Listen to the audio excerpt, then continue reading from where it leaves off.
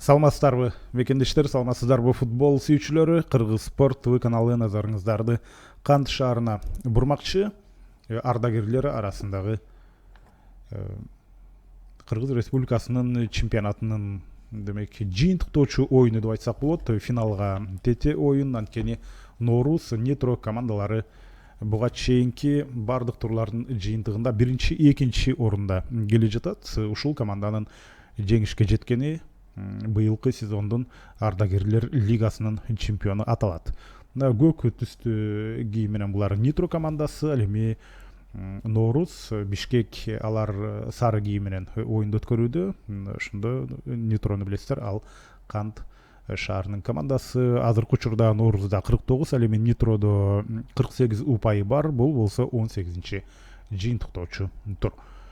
Норус командасы тең чыкса же утса алар ардагерлер лигасынын чемпиону аталат. Ал эми Нитрого жеңиш гана керек бүгүнкү оюнда.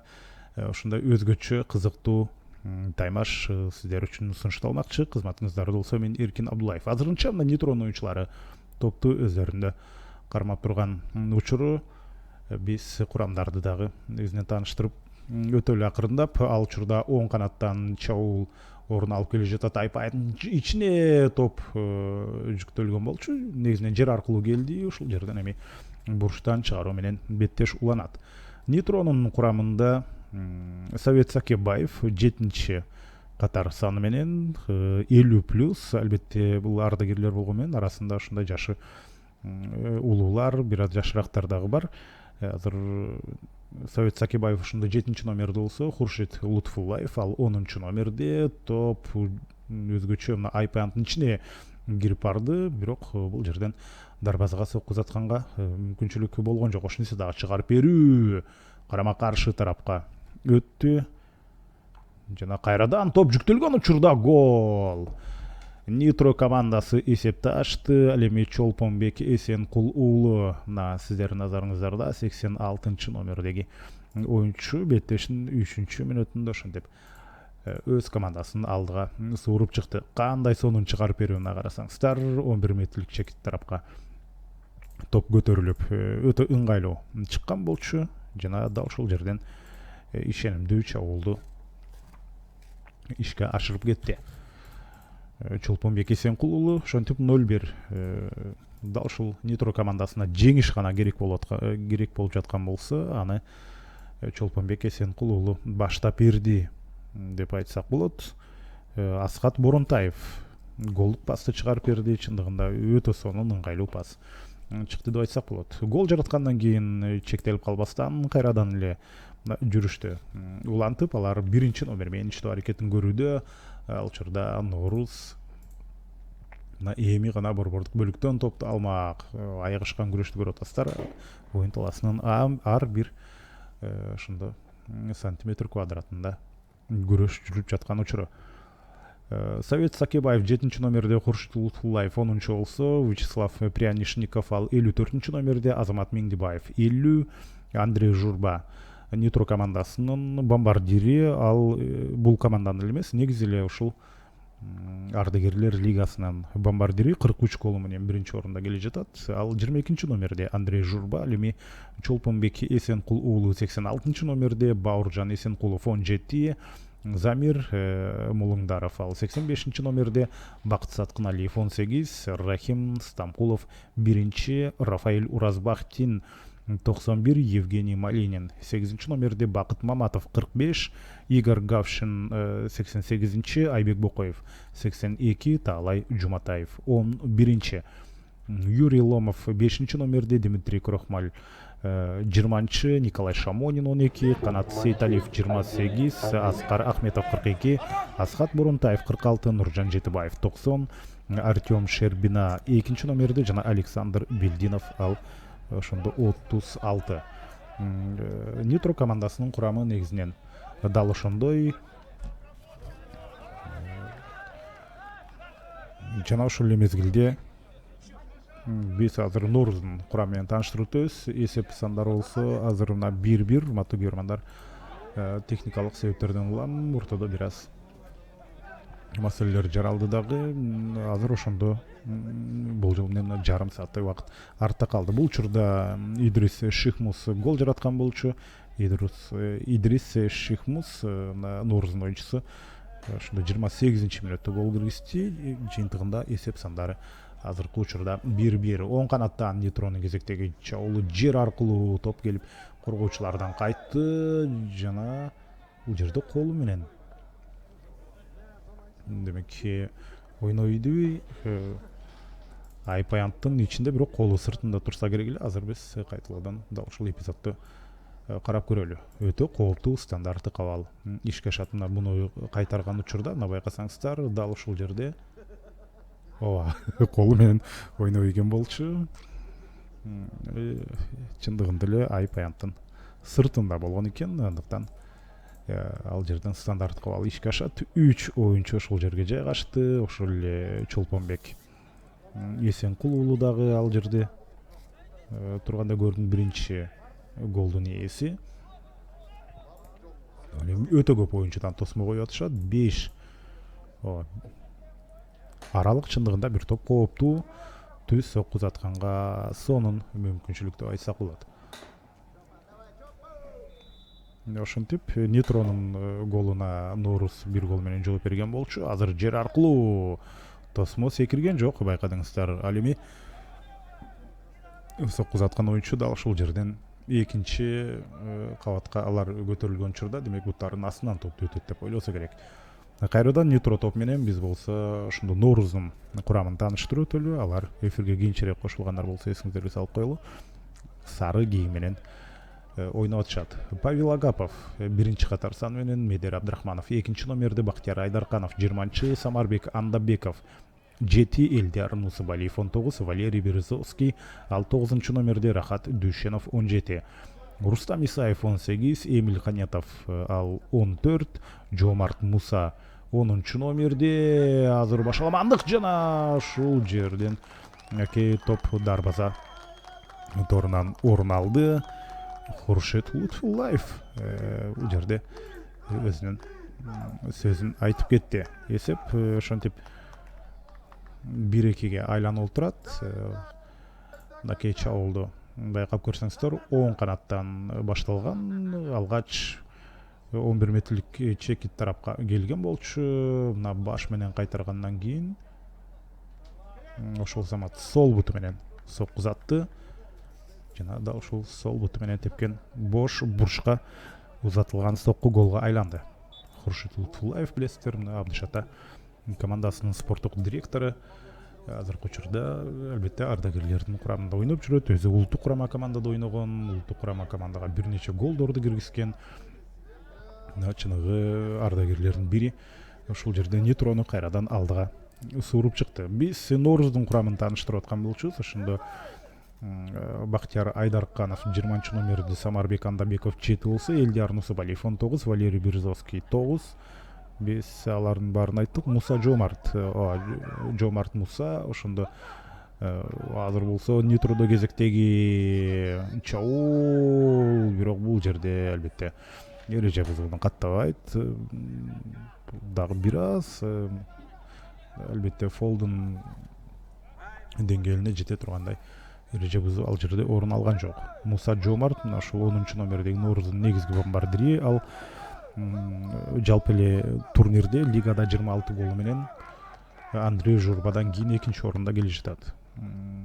Андан кийин Евгений Пак 13-чү номерде, Арас Оси 11-чи, Владимир Хорошунов ал 5-чи номерде, Энвербек Саудонбеков 12-чи, Руслан Сыдыков 4-чү номерде, Курманалиев 15-чи, Нурлан Ражабалиев 6-чы, Уран Шамбетов ал 22-чи, Акрам Акбаралиев 27, Ринат Исраилов 25, Идрис Шихмус 8-чи, Улан Рыскулов 24, Игорь Кудренко ал 16-чы номерде, Алмаз Абдикеримов 21 жана Даниил Tego 23. Мына ушундай демек Нооруз командасынын курамы. Ардагерлер турниринде жалпысынан 10 команда катышты. Алардын 8-и бар быйылкы лигадагы оюндарын жыйынтыкта бүттү деп айтсак болот. Ошондо дагы бир ирет эсиңиздерге салып өтөйүн, мына 17 оюндан кийин Норус 49 упай менен, биринчиден Нитро 17 оюндан кийин 48 упай менен экинчи орунда келе жатат. Азыркы мына ушул беттештин жеңүүчүсү ардагерлер арасындагы быйылкы сезондун чемпиону аталат. 3-чү орунда Алтын Таш Алам болду, 33 упай менен. Алар албетте Нитро Норузга караганда бир топ аз упай чогултушту. Ошондо 15 упай артта калып калган. Ошондо коло байгенин ээси белгилүү. Бул быйылкы сезондо ушул Алтын Таш Алам командасы. Ал эми Наш 4-чү орунду ээледи, Дордой 5-чи, Бешикташ 6, Талас 7. Алга болсо 8-чи орунда Тойота командасы 9, Кара Балта 10-чу. 1 менен 2 ушул чемпион гана ким экени жана экинчи орундун ээси ким экени азырынча белгилүү боло элек. Калган оюндардын баары демек белгилүү. Ал учурда Норус чабуулда оң канаттан кирип барып көтөрүлгөн пас. Ал аянттын дарбазачынын колун тапты. Ошентип мына өтө кызыктуу таймашка биз гол атабыз сиздер менен. Эсиңиздерге голдордун ээлерин айтып өтөйүн. Чолпонбек Эсенкулуу 3-чү минутада эсепти ачкан болчу. Нитронун оюнчусу азыр Нитро кайрадан алыскы буручка топту чыгарды жана экинчи кабаттан топту кайтарып кетишти. Бул жакта борбордук коргоочулардан Руслан Сыдыков бар, ал 16-чы номерде ошондо сары кагаз алып калган болчу. Азыр жаңылбасам дал ошол оюнчу кайтарды го дейм. Топту ошол замат Норус кезектеги чабуулуна жөнөдү. Сол канатта ачык оюнчу бар, бирок ага Нитронун коргоочулары топту жеткирген жок. Ошондо Чолпонбек Эсенкулуу эсепти ачкан болсо, жооптуу голду Идрис Шихмус киргизди. 8-чи номерде ойноп жатат сары кийимчендерде. Андан соң Хуршет Лутфуллаев болсо 33-чү минутада кайрадан Нитро командасын алдыга алып чыкты.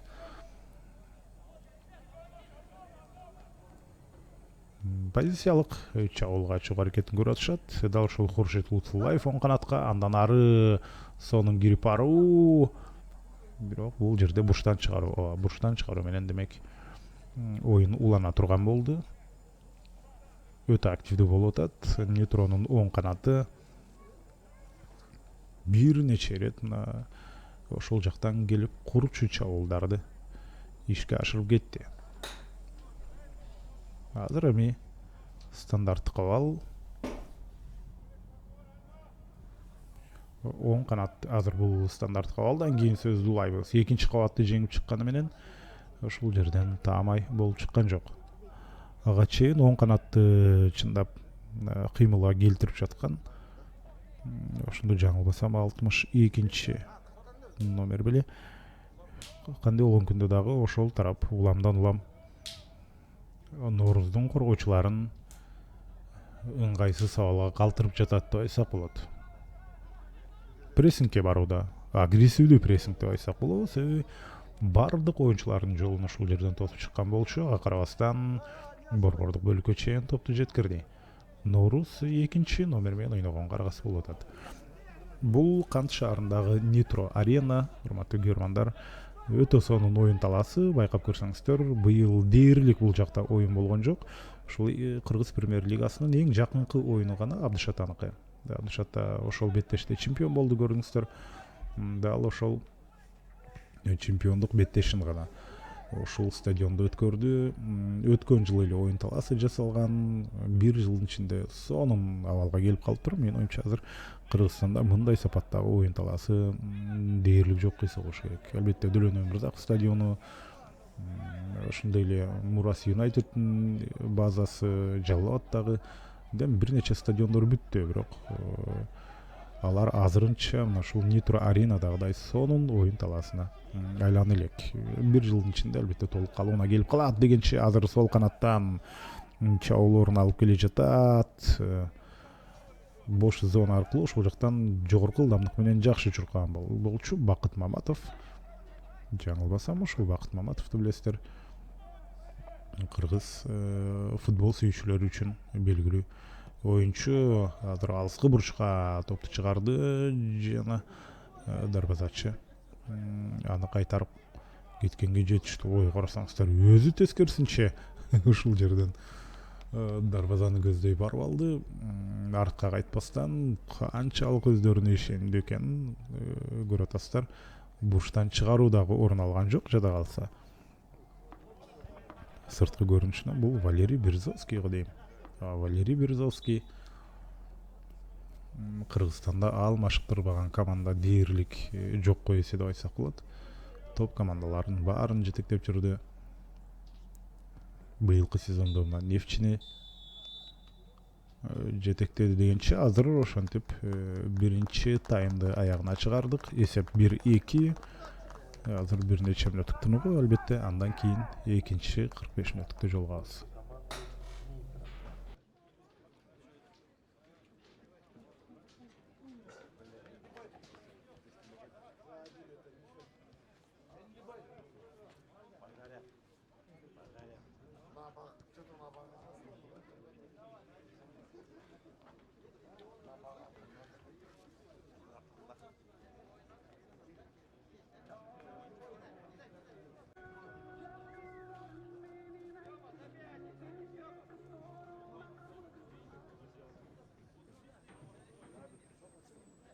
Prima trasferta barua.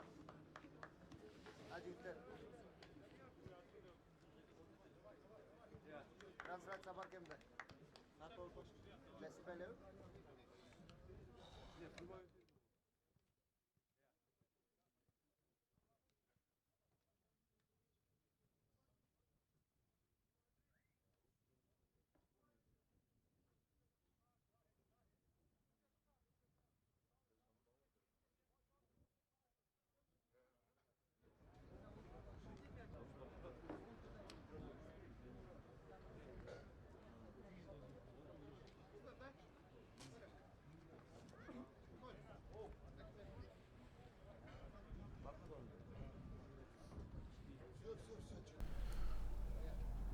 Мына ошентип Ардагерлер лигасынын чечүүчү оюнунун экинчи таймы башталып алдында турат.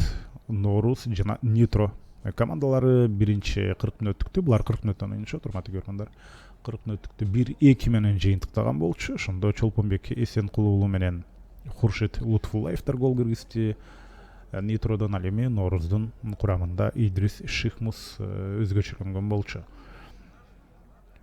Эми чечүүчү тайм дал ушул таймда кайсыл команда өзүнүн жакшы жагынан көрсөтсө, быйылкы сезондогу ушул ветерандар Ардагерлер лигасынын чемпиону аталат. Көк кийимчендер булар Нитро Канттын командасы, эми Норус Бишкек алар сары кийим менен. Оюн башталды, бул фейрплей. Көрсөңүздөр, ушундай иштерде жазылбаган. Демек айрыкча сүйүүчүлөр арасында, ардагерлер арасында кеңири тараган учур деп айтсак болот.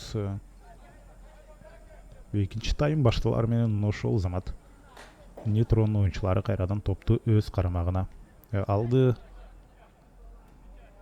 Алар позициялык чогулду уюштуруусун демек улантышат.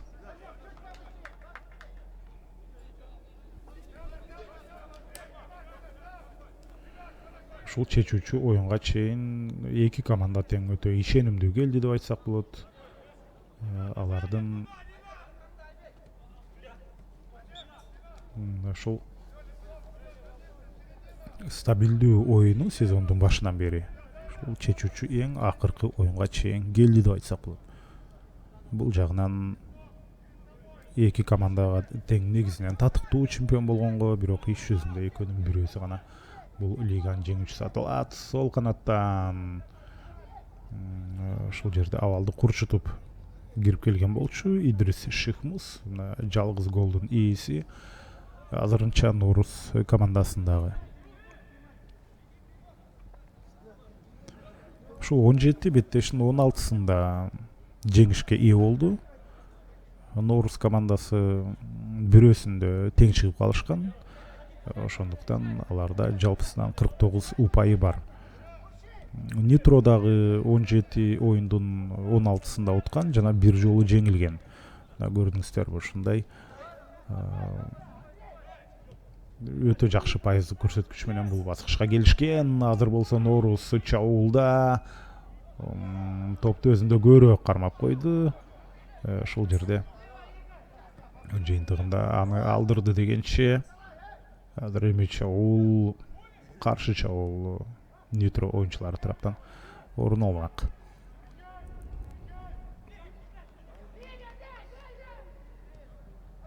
Алтымыш жети гол. Ошол 17 оюнда Норус командасы 67 гол киргизген болчу. Азыр болсо офсайд. 67 гол киргизген болсо Нитро командасы 117 гол киргизген. Байкадыңыздарбы? Нитронун чабуулу бир топ ошондо результативдүү болгон деп айтсак болот. Норуздукуна салыштырмалуу көп топ айырмасы менен унутпаса дагы эң башкысы Норус стабилдүү ушул жеңиштерди камсыз кылып келген. Быйылкы сезондо Ардагерлер лигасында бир да оюнда утулбаган жалгыз команда мына ушул Норус деп айтсак болот. 17 оюндун 16сында жеңип, бирөөсүндө тең чыккан. Нитро чабуулда, бирок Нитро болсо дал ушул оюнга өтө мыкты даярданып келген, көрүп атасыздар. Азыр алар бир топ артыкчылык менен оюнду улантууда, андан сырткары демилге дагы алар тарапта деп айтсак болот. Тобул берет сол канаттан, биринчи таймда негизинен оң канат өтө активдүү болду. Нитродо айпаттын ичине топ жүктөлдү, коргоочу кайтарды, каршы чабуулга жөнөө аракети бир караганда бош зона бардай көрүнгөн менен иш жүзүндө көрүңүздөр коргоочулар, Нитронун коргоочулары абалды көзөмөлдөп турат. Жер аркылуу пас. Чындыгында Ардагерлердин оюну өтө кызыктуу. Ар биринде болуп көрбөгөндөй көп тажрыйба бар. Улуттук курама команданын басымдуу бөлүгү оюнчулары ошол улуттук курама командада кезинде ойноп жүрүшкөн дегенче азыр офсайд бар беле жок беле. Ышкырык деле жаңырган жок, офсайд жок сыяктуу. Эгерде топко жетип барса анда абал курчмак. Ошондой тажрыйбалуу, чыныгы таланттар азыркы учурда мындай сонун кызыктуу, көзгө толумдуу оюндарды көрсөтүп бере алат. Алыстан сокку рикошет. Ошол учурда дарбазачы топту өз карамагына алды. Бир аз пас ыңгайсызыраак болгондой болду. Рахат Дүйшеновдун дарегине пас берилген болчу. Ал учурда Эмиль Канетовду билесиздер албетте. Футзалдын чыныгы жылдызы ал. Ошентип Ардагерлер арасында чоң футболду да ойноп келет. Оң канаттан сонун барат деле, бирок ошол жерден ал топту аянттын сыртына чыгарып алды. Ауттан оюнга кошулду. Тоочу күрөш. Ал учурда Норуздун оюнчулары жеңүүчү болуп чыкты бул эпизоддон. Узун пас менен жекеме-жеке чыгаруу аракетин көрөбү. Албетте борборлук коргоочулар оңой менен демек топту атаандашка белекке бере бербейт. Мындай учурларда сөзсүз түрдө кайтарып кеткенге мүмкүнчүлүгү болот.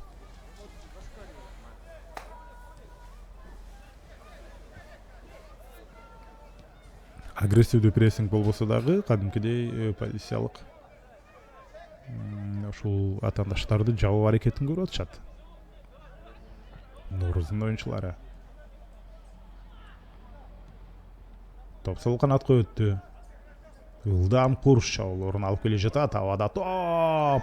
Жана тирөөчкө тийип кайтты эле. Экинчисинде башы менен сүзүлгөн топту кайтарып кетти. Экинчисин Хуршит Утулаев ишке ашырды го дейм. Ага чейинкисинде ошол жерде чабуулга жооп берген оюнчулар чындыгында өтө сонун чабуулду ишке ашырды. Эң керектүү учурда буту тайып кетти. Эреже бузуу катталган жокпу? Ерлан Нарбаев улуттук категорияда калыс, ал башкы калыс кызмат аткарууда анын биринчи жардамчысы Сергей Грищенко, ал ФИФАнын категориясында калыс, ошондой эле Юрий Ярошенко, ал бул да ФИФАнын категориясында калыс.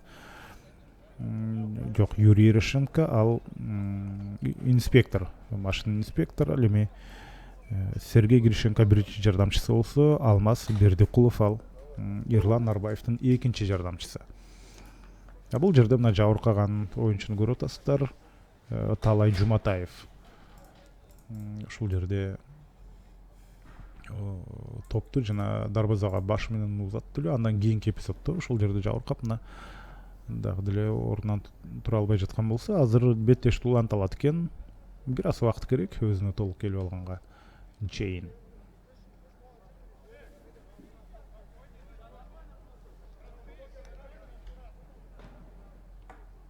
Топ болсо кайрадан эле Нитrodо.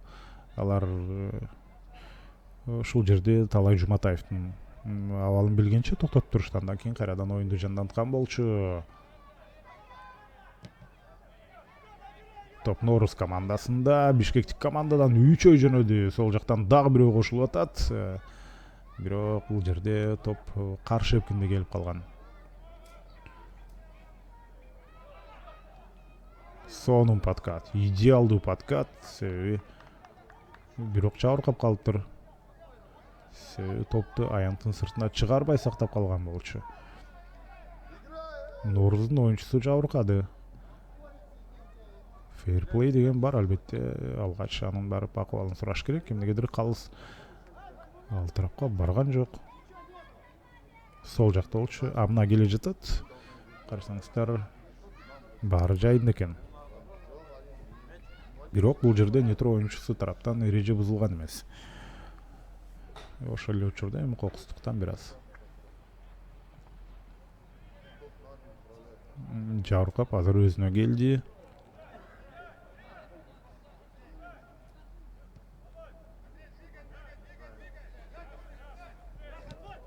Жер аркылуу Нитро азыр чындыгында сонун оюнду комбинациялык пас аркылуу жүрүштөрдү улантуу аракетин көрдү.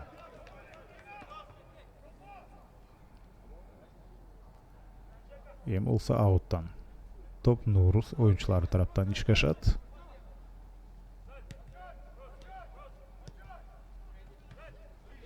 Сол канаттан. Ой, кандай сонун чабуулорун алып бара жатат. Эмил Канетовдун пасы ушул жерде өтө түшүнүктүү болбой калды. Рахат Дүйшенов беле ал демек топту башка жактан күткөн, пас болсо анын артынан өтүп кетти. Азыр бош зона аркылуу жүрүшүланат. Бир сыйра карап туруп алыскы бурчка чыгарды. Төшү менен топту кайтарды. Бул Хуршит Лутфуллаев болчу. Азыр андан өнүктөшү. Хуршит тепти. Тама эмес, бир аз тирөөштү жандап өтүп кетти. Бир жактан колдоочулардын үндөрү кадимкидей угулуп жатат. Нитро аренасы сонун болуп жасалып бүттү. Биз мына буга чейин оюн талаасынын өзүн сөз кылдык. Ошондой эле бир жума мурда бул аренанын расмий ачылышы болду. Кыргыз футбол биримдигинин президенти Камчыбек Ташиев өзү барып ачылышына катышты. Ошол эле Урматтуу Сакебаев дагы ошол жерде болду. Абдышатанын негиздөөчүлөрүнүн бири. Кечинде оюн өткөрсө да болот. Бул жакта кадимкидей ушул эл аралык стандарттагы жарык берүү системасы толук орнотулган. Трибуналар жаңыланды. Кийим которуучу жайлар курулду. Бул Абдышатанын негизги стадиону болуп эсептелет. Быйыл билбейм, эмки сезондо албетте бул команда Абдышата командасы да ошол жерде оюндарын өткөрөт. Азыр болсо чыгарып берүү.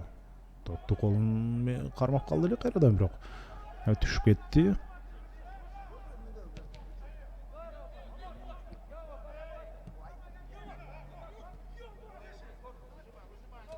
Байкап туралы. Топ аянттын сыртында. Ауттан кошулуп акырындап. Кезектеги позициялык чабуул Нитро оюнчулары тараптан орун алат. Сол канат активдүү болуп атат экинчи таймда. Нитро командасында. Ой, кандай гол! Бул жерде дарбазачы эмнегедир топту кайтарып кете алган жок. Айып аянттын сыртынан тебилген топ болчу. Талай Жуматаев бул голдун ээси. Мына карасаңыздар, сокку кубаттуу болуп чыккан экен чындыгында. Көрдүңүздөр, буту менен тосом деп ошентип Таалай Жуматаевдин тепкен тобун өткөрүп алды. Эсеп болсо ошентип 1-3кө айланды. Эми кыйын болот. Норус командасы үчүн абалды жөнгө салуу оңой эмес. Бир топ айырма эми жакшыраак болчу. Азыр 2 топ айырма жаралды. 40 мүнөттөн болгондуктан 80-мүнөттө бул азыр тепкен топту карап көрсөңүздөр, тирөштүн бир аз гана ары жагынан өттү. Негизинен Норус командасынын үчүн убакыт деле азыраак деп айтсак болот. Эгерде Нитро жеңишке ээ болсо, алар 51 упайга ээ болот. Норузда 49 упай болуп калат. Ошентип быйылкы сезондогу Ардагерлер лигасынын чечүүчү оюнунда алар жеңишти алдырып чемпиондуктан куржалак калышы ыктымал. Эгер да аны калбаса, мына азыр Нитро командасы, тагыраагы Норус командасы өзүнүн аракетин көрүшү керек. Кана байкап көрөлү. Оң канатка топ өттү дегенче аны жөндөй албай аянттын сыртына кетирип алды.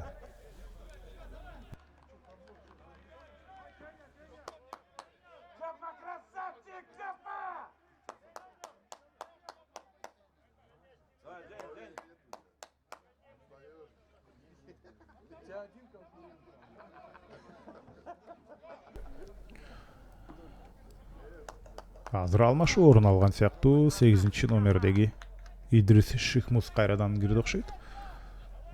Эми бул Ардагерлер лигасы, андыктан кандайдыр бир лимит жок алмашууларга. Темпти жоготпоо үчүн ушундай көбүрөөк алмашууларды өткөрүп турушат. Эми спортчулардын өздөрү деле карьерасы гүлдөп тургандагыдай азыр абалда эмес. Бирок ага карабастан булар эң башкысы жакшы спорттук калыбын сактап жүрүшөт. Бул үчүн ыраазычылык билдирсек болот. Ошол чыныгы легендалар, кыргыз футболунун легендаларына, ардагерлерине эми алар өздөрү аркылуу мына үлгү көрсөтүп атышат. Бул жакта 50 жаштан өткөндөр бар, бир топ жаш куракка барып калгандар бар. Ошол ветерандар лигасында алар өздөрүн шайдоот алып жүрүп, курс чабуулдарды уюштуруп, коргонууда мыкты болуп, жакшы беттештерди өткөрүүдө. Көптөгөн демек жарандарыбыз дал ушул оюнчулардан үлгү алса болот. Сергек жашоого үндөгөн оюнчулар азыр болсо топ бул жерде борбордук бөлүккө толук жеткен жок. Мына көрдүңүздөрбү, Норус командасы деле позициялык чабуулдарга керек учурда чыгып атышат.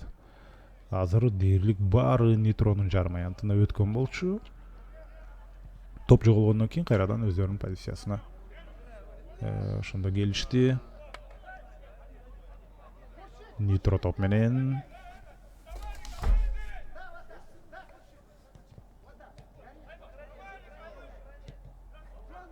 82-номердеги оюнчу. Бул ошондо Айбек Бокоев. Бул дагы 50 жаштан өткөн оюнчулардын бири. Улуу оюнчулардын бири. Азыр алыскы бурчка топ. Жок, 11 метрлик чеки тарапка келди. Руслан Сыдыков шашпастан. Бул жерде кайрадан Руслан Сыдыков оң канат аркылуу жүрүштү антотат. Билесиздер, Кыргызстан курама командасынын көп жылдык капитаны, кыргыз футболунун легендасы. Дордойдо көп жыл ойноду, ал жакта капитан болуп жүрдү.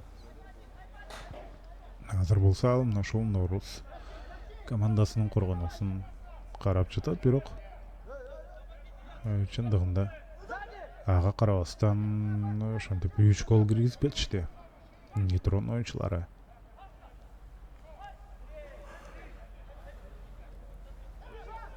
Кезектеги чабуул. Бирок азырынча позициялык деп айтсак болот. Офсайд жок болду экен, бирок топко жете берген жок эле, аны аянттын сыртына чыгарбай сактап калышты.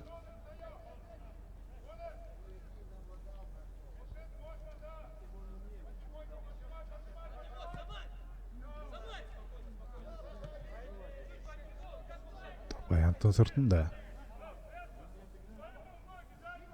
58 минутта орун алып жатат.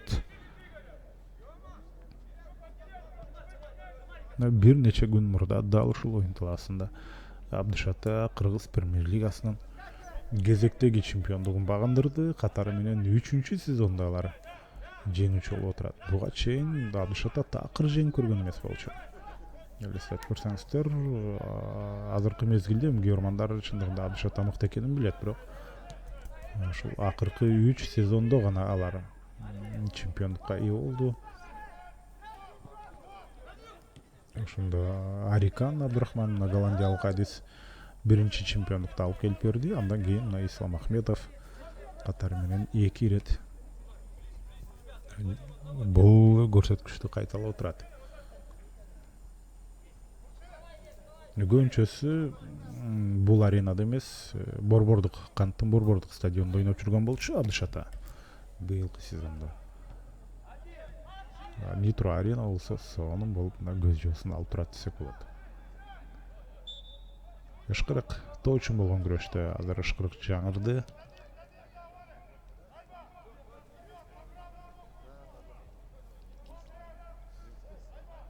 Анткени бул жерде мына фол катталган. Айпантка топ жетти. Кана албетте корпус менен сыртка чыгарып ийди.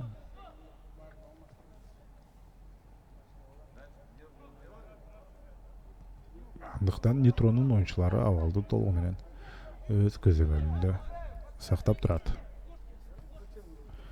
Узун пас, жакын жерден негизинен топту өнөктөш күткөн болчу 62 номердеги.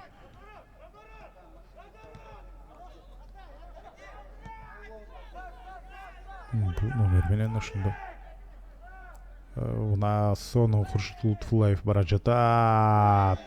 Карасаңыздар, бир аз эртерээк шашып тээп алды, болбосо ошол жерден Евгений Малинин ачылып келе жаткан болчу. Тепкенден кийин менин оюмча ал Айпанттын ичине кирди, ошондуктан ага пас берилген жок. Дарбазаны көздөй соккузаган болчу Хуршиттен. Хуршит эгерде бир гроссмейстерлик паузаны кармаса, анда Малининдин соккузатуучу позицияга келгенин көрүп ага пас бергенге жетишмек.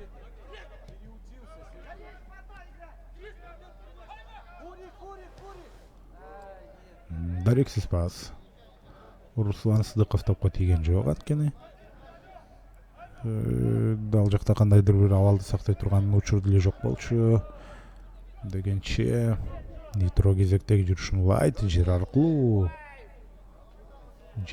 берилген пас бардык оюнчуларды аралап өтүп аянттын сыртына кетти.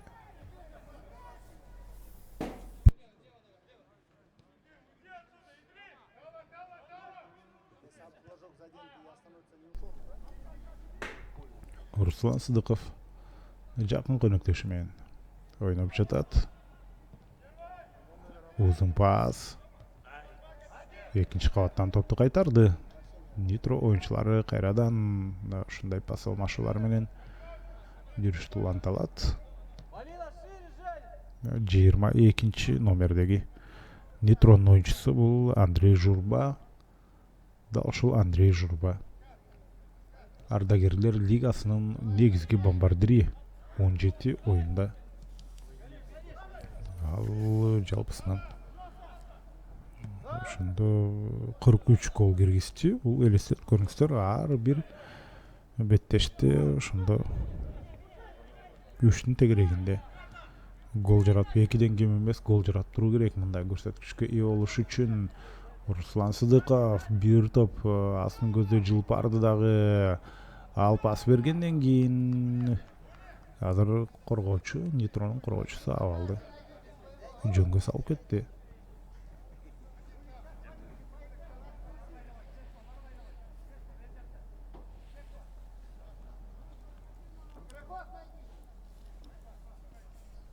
бурчтан чыгаруу. Нооруз оюнчулары тараптан ишке ашат. Айпаянттын ичинде азырынча 4 оюнчуну көрүп атабыз. Нооруздун курамында. Охо. Көрүңүздөр, топ түз эле дарбазага барды. Каршы чабуул. Сол канатка.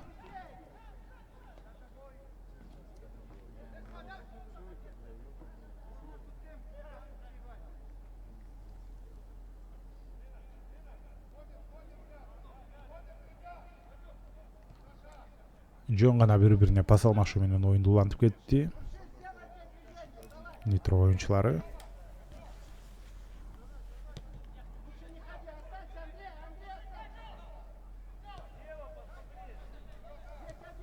Топ бир аз артыракта. Айпаянттын тушуна келип жер аркылуу. Бирок коргоочулар бул жерде ишенимдүү бул эпизоддо.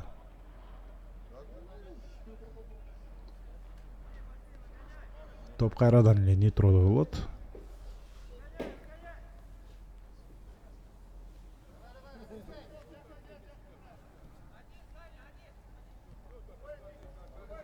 Ватандашын жарым аянтында карасаңыздар, эң эркин пас алмашып жүрөт. Мындай учурда прессингке баруу да оопурдалуу, себеби бош оюнчуларды калтырып коюшу ыктымал. Чыгарып берүү орун алды жана гол! Александр Белдинов. Александр Белдинов бул голдун ээси болду. Жакынкы бурчу бош калган болчу. Алгач чабуул мына ушул жактан башталган. Сонун чыгарып берүү. Дарбазачы кайтаргандан кийин Белдинов ошол замат топту тээп кетти.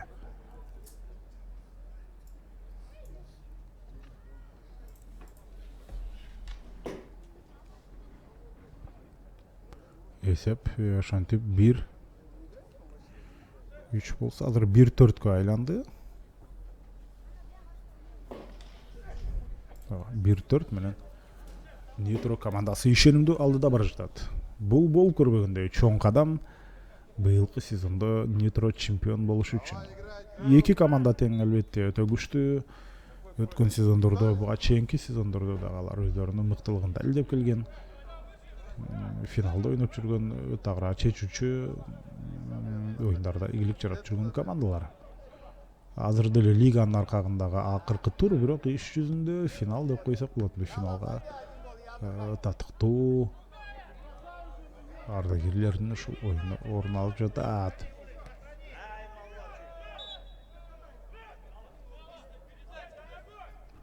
Нитронун оюнчусу кайрадан жабыркады.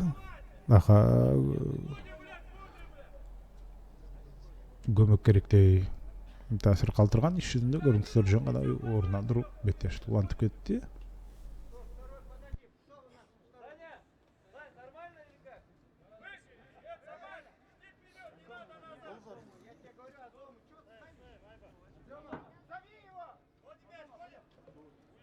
Гол ворота команды Ноурус забил игрок под номером 35 Бельдинов Александр. Счет в матче 1-4 в пользу команды Нитро. Александр Белдиновдун ошондо гол жаратканын бир сыйра жарыялап өттү ал жактан алып баруучу. Бирок ал бир нече мүнөт эрте орун алган эле. Ошондо расмий маалымат айтылды деп айтсак болот. Азыр болсо өтө сонун чыгарып берүү.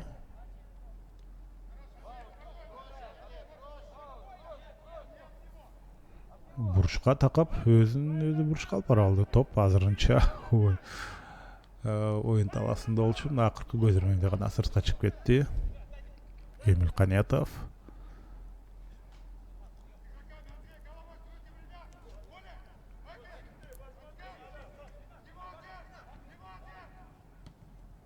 Дагы бир жолу чыгарып берип атат.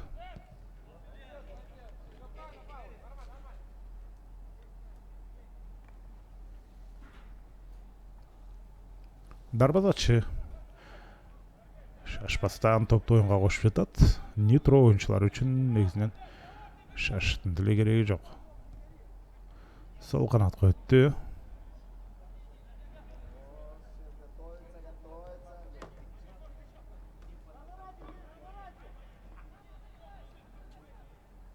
Бир нече пас алмашуулар орун алды. Азыр оң канаттан ылдамдыгын күчөтүп бир оюнчу бара жатат. Кайра токтогон карабас болсо офсайдка кабылып калбайын деген.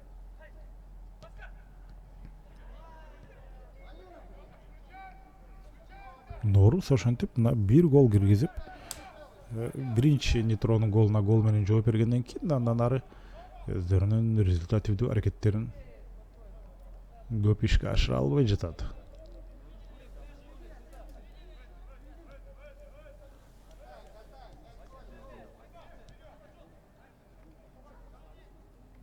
Прессинг жок. Атаандашын жарым аянтына эч кандай маселесиз өтүп кетишти.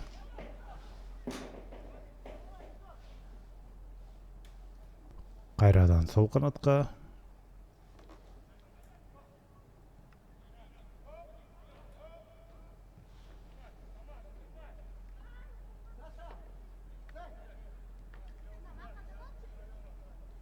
Азыр болсо мына дарбазачы айпаянты таштап чыгып баратат. Норус командасында көп прессинг болбогондуктан коргоочулар деле негизинен Нитронуку өздөрүнүн ээн эркин сезип турат. Эми мына комплекстүү кысымга келе баштады.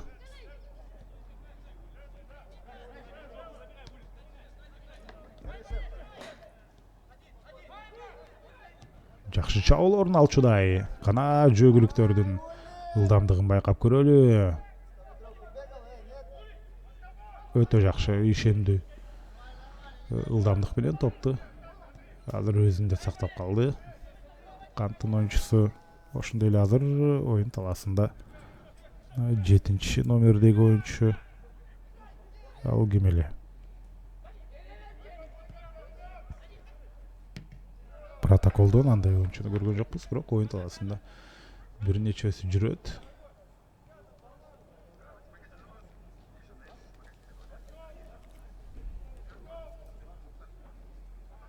Салтка айланган тарыхы бай турнирлердин бири деп айтсак болот, ошолардагилер турнири. Кезиндеги чыныгы футбол жылдыздарынын, белгилүү футболчулардын ушинтип азыркы учурда өзгөчө сонун атмосферада оюн өткөрүп жаткан учуру. Оң тарапка өттү топ. Бир сыйра байкап туруп, дарбазаны көздөй төккөндөй аба. Же узата турган соккусу ишке ашпай калып бутуна туура эмес тийип калды. Бир караганда сокку сыяктуу деле сезилди. Ошентип бул эпизодду дагы артта калтырдык.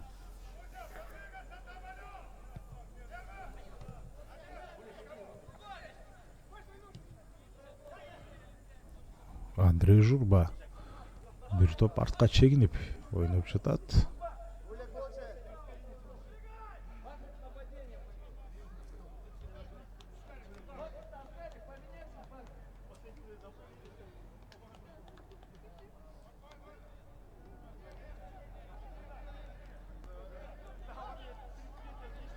Нитронун кезектеги чабуулу сол канаттан уланып келе жатат.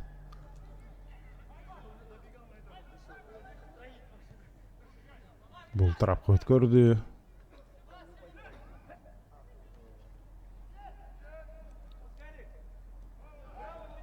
Атмосфера өтө сонун негизинен, мына байкап көрсөңүздөр.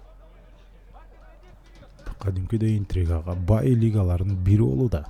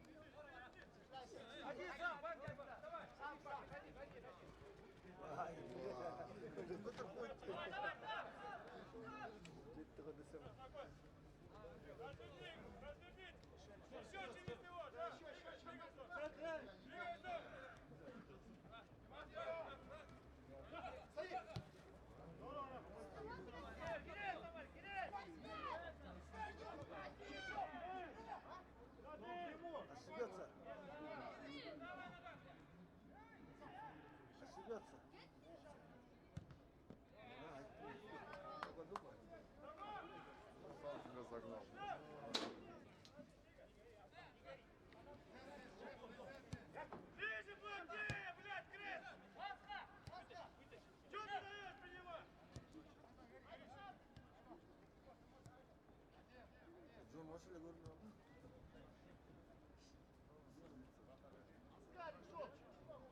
Джонға игрок келмейді.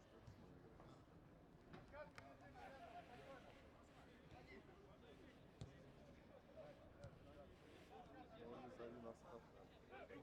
Идет тебе, Андрей. Айбек.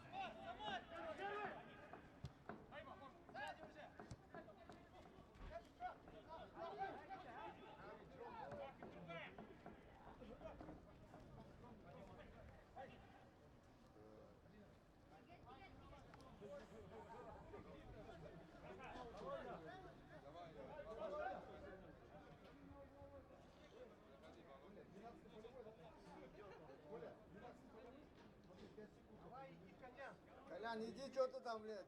Чемпионат. Что, блядь, бумажку отнес.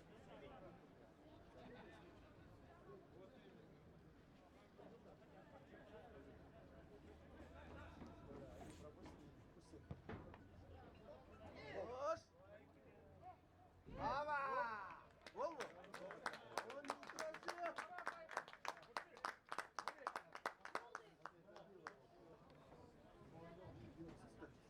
Gol değil. O güzel, ne yaptı gol? Dört gol saydı, işte. Ne kaçtı?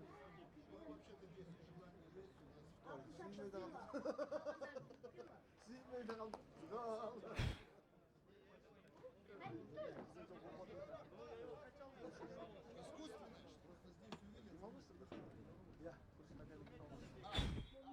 Гол в ворота команды Науру.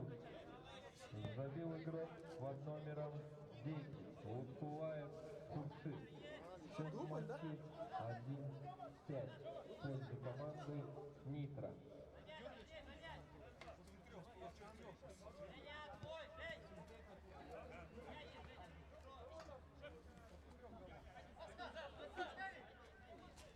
Дай вон Джон гол.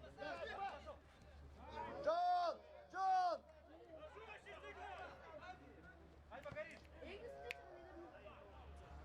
Джон давно стоял, да? Можете полка убрать. Можете полка убрать. На кондине. 76 минута орын алып жатат. Ал эми мына ушул Айбек Бокоевдун жараткан голу өтө ири эсепке жеткирген болсо, Нитро кайрадан чабуулда оң канатка Айбек Бокоевго берди. Ал пас кайтып калтырды эле. Ушул жерден топ Асхат Боронтаевга жетпей калды. Асхат Боронтаев да бир сонун голдук пасты берген болчу, эсиңиздерде болсо. Эмил Канетов баратат. Эмил Канетов жүрүшү жакшы. Азыр пасты эмне үчүн чуркай кой? Офсайдка калып калдым деп чуркай койду го дейм. Оң канаттагы өнөктөшү. Эми Эмил Канетов албетте көбүнчөсү футзалда жүрөт. Андыктан да ушул пас берип жаткан учурда менин оюмча офсайдты ошол замат көңүлгө албай калды окшойт. Негизинен анын кыймыл аракеттери баары эле туура болчу. Азыр дагы бир жүрүшкө пас берилди. Сокку жакынкы бурчка. Дарбазачы ал жерде кандайдыр бир маселени көргөн жок. 77 минутта соңуна жакындап бара жатат. Негизги убакыттын бүтөрүнө ошондой 3 мүнөттөн бир аз көбүрөөк калды. Топтордун айырмасы 4 топ. Мындай айырма менен ийгилик жаратуу эми дээрлик мүмкүн эмес болуп турат Норус командасына. Азыр алыстан сокку көз көрүнө, ошентип Норустун колунан чемпиондук жылып бара жатат деп айтсак болот го дейм. Эң акыркы турга чейин биринчи орунда келди. Бир да жолу быйылкы сезондо жеңилүү ызасын тарткан жок. Бирок азыр көрүп атасыздар ушул чемпиондук беттеште алар 1-5 менен артта калды. Нитро дал ушул оюнга ушунчалык мыкты даярданганын ушундан билсеңиздер болот. Азыр болсо сопку тагмай эмес. Албетте Руслан Сыдыков дарбазачы экөө тоскоолдук кылып шаштысын алды, ошондуктан тагмай. Тебе албай калды деп айтсак болот.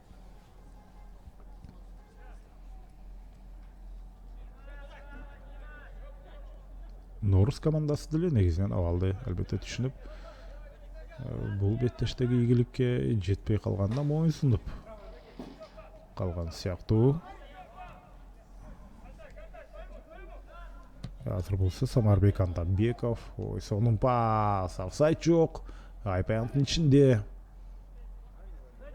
Кана бул жерден соккузатабы? Андай эмес. Медер Абдрахманов. Мага негизинен жакшы пас чыккан болчу. Топ сурап атат, оң канаттагы оюнчу. Ал тарапка пас берилди. Бирок топко биринчи жете алган жок. 79 минутта орун алып жатат. Убакыт өтө аз калды.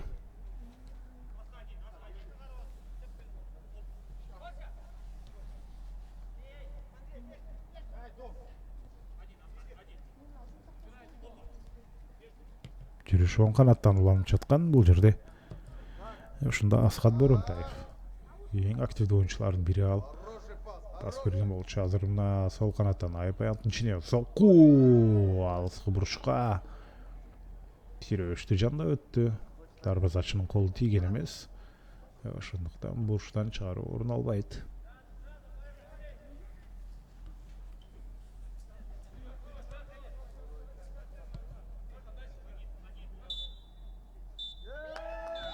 Ал учурда ошентип финалдык ишкырык жаңырды, урматтуу германдар. Нитро командасын ардагерлер лигасындагы, ошол Кыргыз Республикасынын чемпионатынын жогорку лигасынын чемпиону болушу менен куттуктайбыз. Чындыгында өтө кооз жеңиш болду алар үчүн. Буга чейин бир да жолу утулбаган команданы ошентип жеңип кетти. Хотел бы предоставить слово ведущему. Сегодня у нас Юрий, да. Уважаемые участники, поздравляем вас с окончанием чемпионата. Получился очень интересный. И сегодня вот как золотой матч, да, получился.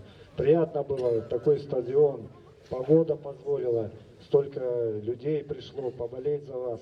Очень приятно. И слово предоставляю Джетебаю Нуртазину Ланковичу. Спасибо. Вместе, уважаемые товарищи, вас с праздником. Друзья, коллеги, Еркин Мурза, Бирай Мурдаля Чакырдыле ушел оюна. Действительно прекрасная игра, получил наслаждение. На вас всех тут легенды нашего кыргызского футбола в обеих командах. Еркин Мурза, вам спасибо, на протяжении многих лет поддерживаете, лично руководите ветеранским движением. Есть ветеранское движение, значит есть и будущее. Не зря же говорят, если есть история, есть будущее. Всех поблагодарить, смотрю, ребята приезжают из США, из Кочкороты. Это приятно, это объединяет, мяч объединяет. Всем вам здоровья, спортивного долголетия. Хочу, чтобы ваши и дети, и внуки бегали, а мы на трибуне могли вспоминать всех здоровья. Я думаю, чемпионат с каждым годом будет набирать наобороты. Спасибо.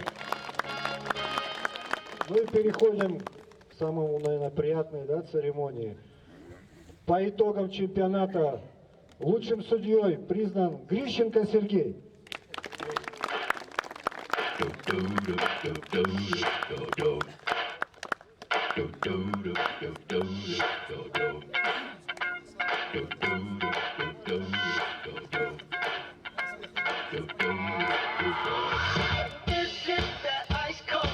Лучшим вратарем признан Агапов Павел, команда Норус.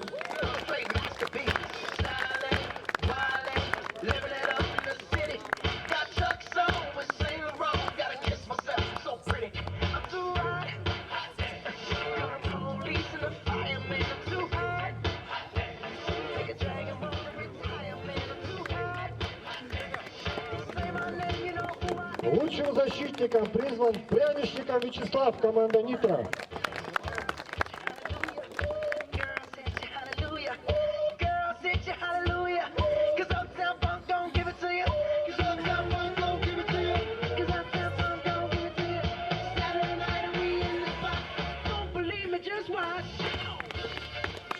Лучшим полузащитником Гафуров Руслан, Алтынташ Аламудун.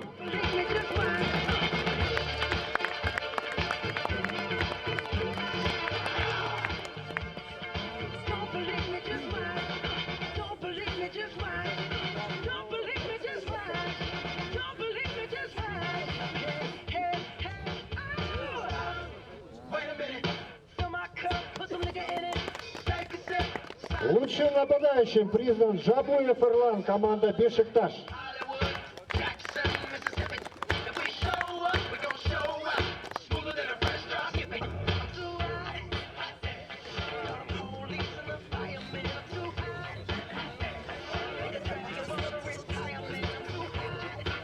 Лучшим бомбардиром с 43 забитыми голами стал Журба Андрей, команда «Нитро».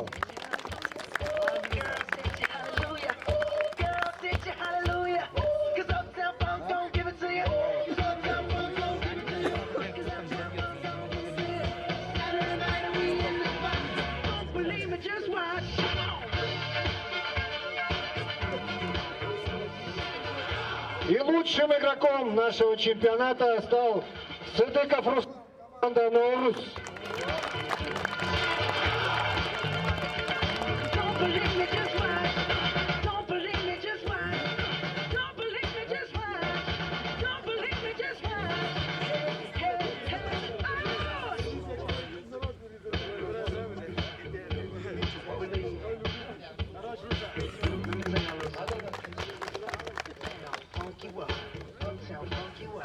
Третье место заняла команда Алтынташ Аламудун.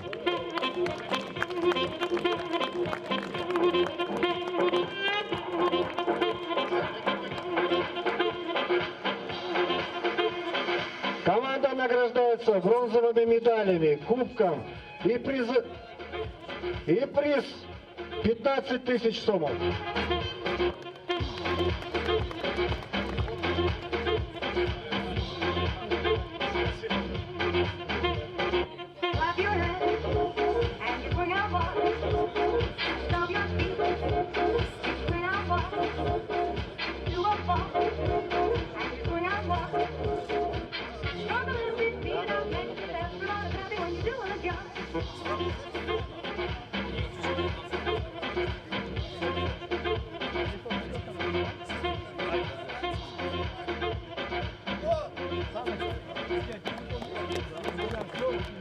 Второе место заняла команда «Наурус». Награждается медалями, кубком и призовыми 20 тысяч сомов.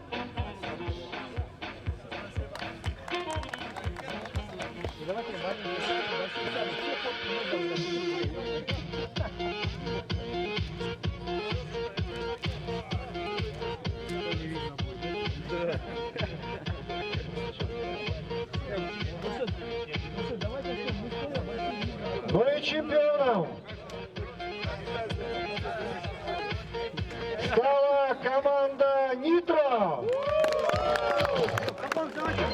Награждается золотыми медалями, кубком и призовыми 25 тысяч сомов.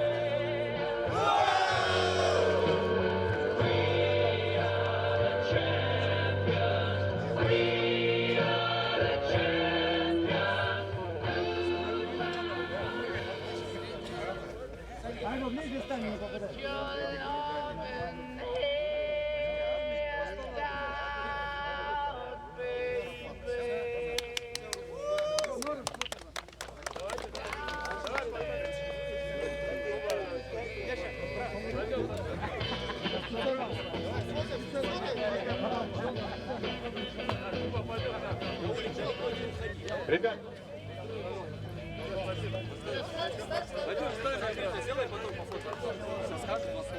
уважаемые друзья, слово для приветствия предоставляется президенту футбольного клуба Абдышата Закибаеву Садетбеку Абдышевичу.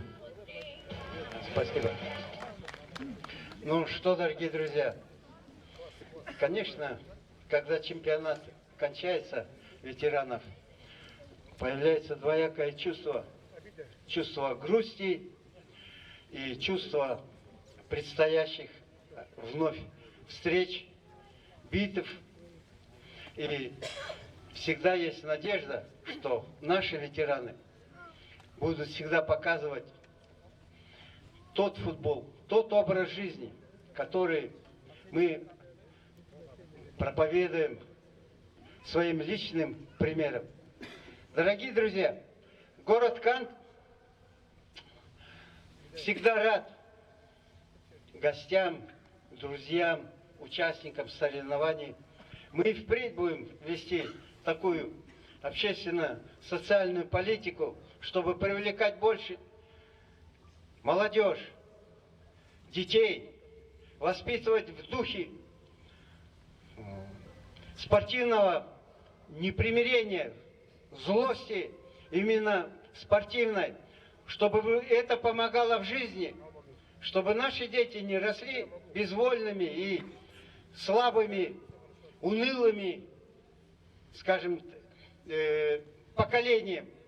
Вот. И поэтому наше предприятие сознательно ведет такую политику развития, политику добра, справедливости.